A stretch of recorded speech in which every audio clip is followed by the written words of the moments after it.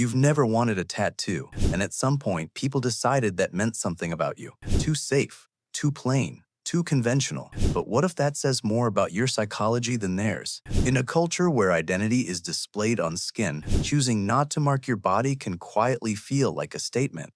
Not because you're trying to make one, but because people assume you are. Here's what they don't see. Some people experience identity as internal first. They don't feel the urge to convert meaning into permanent symbols. Their sense of self feels steady without visible reinforcement. They don't need to show who they are to feel who they are.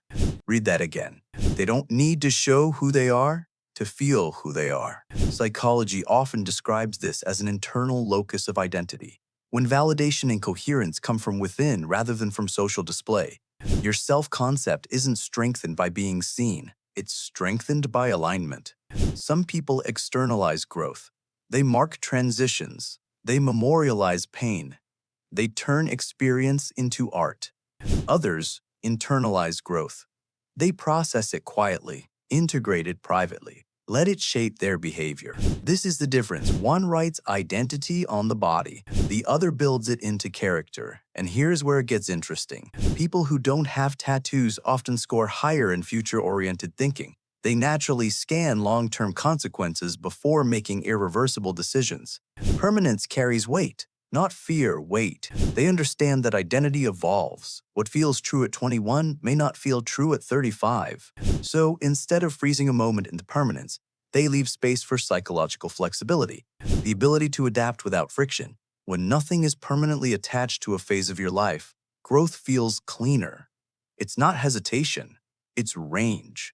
Another layer is sensory ownership. Some individuals experience their body as a stable narrative, something continuous rather than customizable. In body schema psychology, continuity supports coherence. Altering that continuity can feel unnecessary. Not wrong, just misaligned. Here's the part people miss. Following a trend is easy. Opting out requires clarity.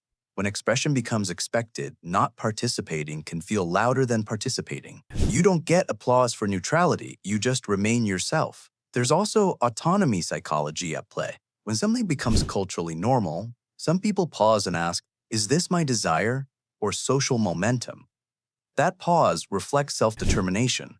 It suggests your choices are filtered internally rather than triggered externally.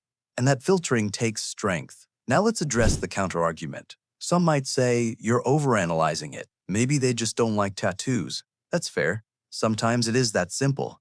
But even preferences come from somewhere.